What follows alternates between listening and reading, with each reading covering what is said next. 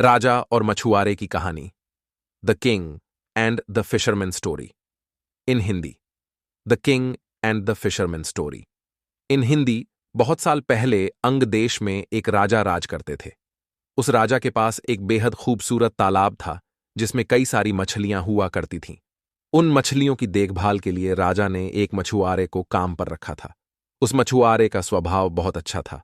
वह राजा की सभी आज्ञा का पालन करता। राजा को जब भी मछली खाने का मन करता था वह उसी मछुआरे को कहकर अपनी पसंद की मछली मंगवाते थे।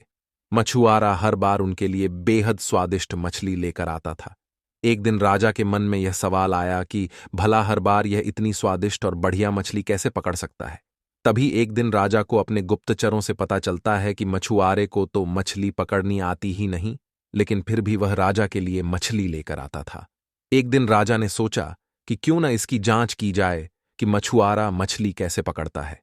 राजा ने तुरंत दास को आदेश देकर मछुआरे को बुलवाया और कहा, सुनो, आज तुम मेरे लिए तालाब की सबसे बड़ी मछली पकड़कर लेकर आओ।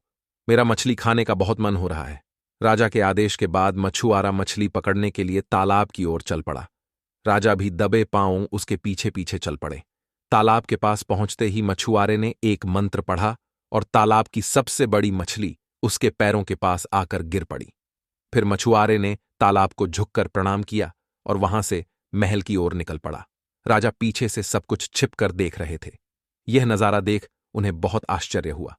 फिर वह भी अपने महल की ओर चले गए। एक दिन मौका देखकर राजा ने मछुआरे से उसके मछली पकड़ने की विधि के बारे में पूछा। राजा ने कहा, तुम ऐसा कौन सा मंत्र जानते हो जिसके बोलते ही मछली खुद ब खुद तुम्हारे पास आ जाती है? कृपा करके मुझे भी वह मंत्र सिखा दो। राजा की बात सुनकर मछुआरा अचरज में पड़ गया। उसने कहा, क्षमा कीजिए महाराज, मैं इस मंत्र का उच्चारण आपको नहीं सिखा सकता हूं। राजा शांत नहीं बैठे।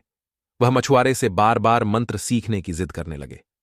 अंत में मछुआरा मजबूर हो गया और उसने राजा को वह मंत्र सिखा दिया।